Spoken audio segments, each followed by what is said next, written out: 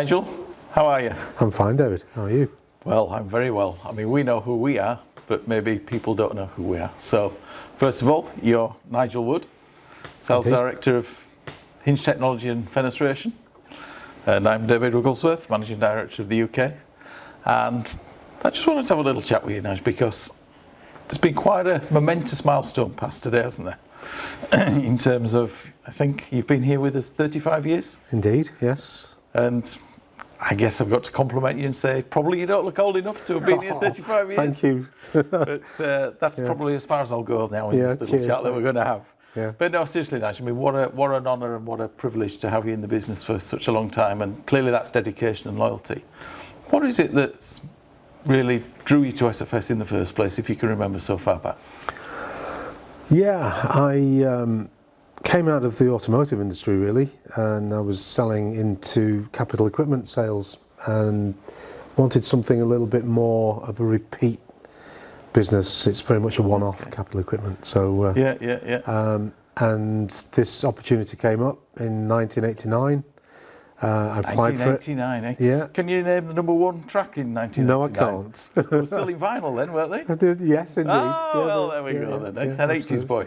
Yes, indeed. But no, it was a great opportunity, local business. I'm a Yorkshire lad myself, so applied for this role as technical sales engineer, which was basically rookie salesman selling window screws to anybody that would buy them. And in those days, there was ourselves and ITW that were the only real major players in that market, and it was a case of if you can make them, we'll buy them. So it was quite a step change then in terms of industries for you. Oh yeah. Because automotive to one of a phrase fixings, there's no real natural correlation there, is there at all? Not really, no, not at all. But the thing that appealed to me was the fact that it was a customer base that were placing orders on a regular basis, and you could get that relationship with them. Yeah, with a technical slant in terms of understanding the application. Getting the right fastener for the application, etc. Absolutely. Yeah. Because as we know, a screw is not just a screw, is it? Indeed. Absolutely. Yeah. So I guess during this period that you've been here, there must be some memorable moments that you can recall, and I'm sure there's some funny moments as well, maybe that you don't want to repeat for the camera. But if I can imagine, think of any, but the sort of highlight of my journey, I suppose, was 2 years after I joined the business. We as a group, had purchased what was called then SASBA, which was our hinge manufacturing company. Yep. And I was asked to sort of spearhead the introduction of hinge technology products into the UK market. Yep. And we didn't have anything really that was suitable, so it was a case of adapting existing products to suit the market and give various USPs and added value to the products we were offering. And I really jumped at the chance. It was just such a great opportunity. Because being technically minded, something of that nature where I can get involved in development and design and things really appealed to me. See the realisation of the commercial sell. Yeah.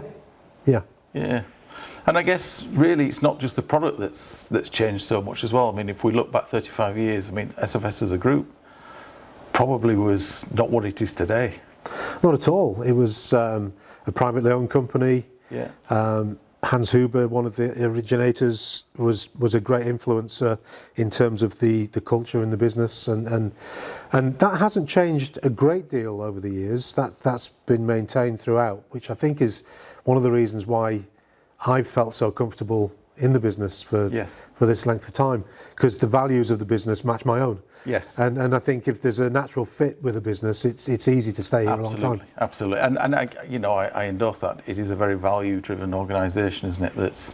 That brings good culture through from the top down, from a group perspective. Yeah. But I guess the one building we sit in today is probably the only thing that's been here longer than you. Because it's 100 years that we've been on this site. Well, the original building, so the original building. Yeah, the original building. This was rebuilt in the mid-90s, I think, wasn't it, Nigel? Yeah. You were here at that time? Yes, it was, yeah. So you watched the new site develop and the two halves of the building emerge? Yes, indeed. I bet that was an interesting time operating. It was an exciting time, actually, because the old building used to have air raid shelters underneath. Really? From obviously the war, and so that was quite an experience to see them actually trying to get rid of the holes underneath where they were going to build a new building. But the new site amazingly was built behind the last remnants of the old building. Yes. So, and it was felled. I think they brought the old 100-year-old building down over a weekend, so people would go home from work out of the city of Leeds on a Friday afternoon with an old building, brick building, right up to the roadside. Yes.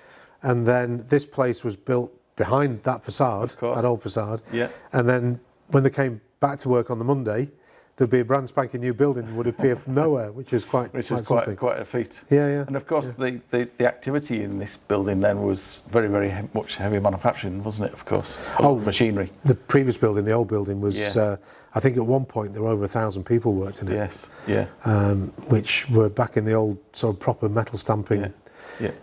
Feeding wire into a machine and coming up with all kinds of different materials. So from there you can see the transformation over the time that you've been here, because as I mentioned, there's not many people who will remember the old building and how it was. And when you look now at the technologies of what we do today and how we are in today's market, I mean, not only has the market changed, but clearly our products have changed. Yeah. What interesting innovations have you seen in the time that really stand out in your mind from the hinge technology market? Well, Dynamic 2D has been a great success. Yeah. But I think one of the predecessor products that we had was probably more important to us in our development through the years, because the aesthetic hinge was one that was a hybrid, if you like, of products that we had in existence previously. Yeah. But that brought such added value, great aesthetics. It really put SFS into the hinge technology market in a big way. So our customer base grew exponentially once that product had been developed. Yes. And having been directly involved in that development and the conception of the product, it's probably one of my highlights really, that gave us that platform that when the needs for a new hinge came along, such as the Dynamic 2D, which ticked a lot more boxes than the aesthetic did. Which were all customer-centric points, exactly. All market-driven. And it was developed from a clean sheet of paper, talking to a customer essentially. Yes. As to what those criteria should be. And when we presented it back to that customer, it was a case of seeing their baby being born. Yes. Because it was all of those components or those component parts and criteria reflecting back at them. Yes. But the Dynamic wouldn't have been the success that it is today had the aesthetic not been there in advance of it. Because the customer base were very receptive to the new product. Yes. And it was very much a case of then growing the business from that point. I mean, in the market that you're in, Nigel, in terms of the Dynamic 2D, obviously it's manufactured in Italy, so it's a true European product. How do you reflect on that experience over the 35 years? Because obviously you've interfaced with an international manufacturing site, because a lot of your responsibility has been product management as well as the commercial side of the business, building the business that you have. So you've had a two-sided facing dynamic, haven't you, with your Italian colleagues as well as obviously with the UK colleagues. Yes. How has that dynamic left a little bit of a memory on you? I think it's something that I've enjoyed very much, in that yes, you have to approach things in a slightly different way, whether you're talking to customers in the UK or talking to Italian colleagues. But the interaction is quite exciting. The development, the logistics, all of the different elements that go into ensuring that a product, whether it be a new product you're developing or adapting to suit a new customer, it's always been quite interesting. Challenging at times. Of course. Sometimes the language, not so much these days now. The international language is English, of course, from a company point of view. But back in the day, there were some challenges, it has to be said.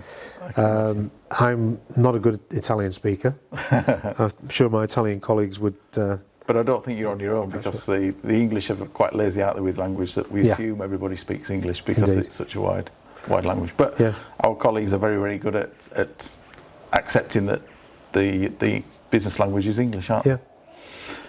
So, okay then. So what about turning our thoughts then, with your experience and years with the business, to our rising stars that are now joining the business, what would your message be to those guys? Look at it as a career, not just a job, I think, is the crucial thing. I think the opportunities within the business that will always, because of the values that it has, look to encourage people to be entrepreneurs, look Yes. for new ideas, and I think they should share any ideas that they have, because that will help them grow as individuals as well. Yes. Because we'd always encourage people to be open with developments and ideas and improvement ideas, whether it be processes, not necessarily products. It could be how we do things, how we operate and interface with each other, anything of that nature, because in doing so, they'll become more of an integral part of the business and feel valued and get value from the business in that respect. Do you feel from that perspective, just picking up on what you're saying there, Nige, that people have the autonomy to shine and to grow if they show the initiative and the ability, that the business fosters that relationship? Absolutely. Use me as an example. You know, if you've got an inquisitive mind and you want to just try and look at different things, I think that kind of thing is encouraged, because Absolutely. it enables us to grow and the business to grow as a consequence. Absolutely. So, 35 years, what an achievement, Nige.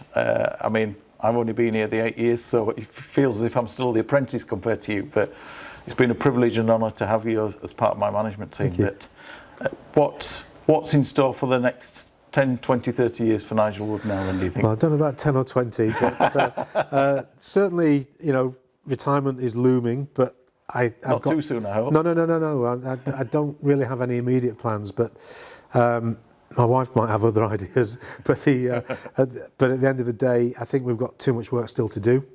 Yeah. Lots of things that we need to still develop. I think we need to be, as you've just touched on, developing the future generation. Absolutely.